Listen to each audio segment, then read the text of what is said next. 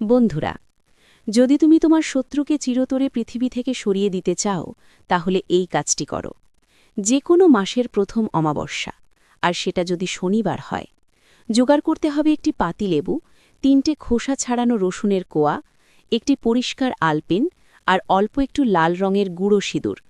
এখানে বলে রাখি, পাতিলেবুটি একদমে বাজার থেকে কিনবেন এবং পাতিলেবুটি হতে হবে হলুদ রঙের এবং দাগমুক্ত, আর বাকি সামগ্রীগুলো যেখান থেকে খুশি জোগাড় করলেই চলবে।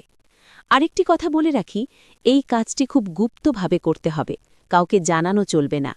সমস্ত সামগ্রী নিয়ে রাত 12টার পর শ্মশানে চলে যান।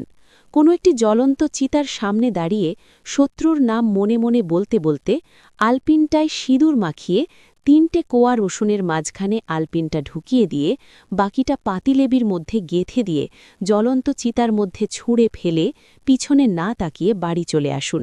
ব্যাস, আপনার কাজ শেষ। 3 মাসের মধ্যে শত্রুর মৃত্যু অনিবার্য। এখানে একটা কথা বলে রাখি, কোনো খারাপ উদ্দেশ্য নিয়ে এই কাজটি করতে যাবেন না।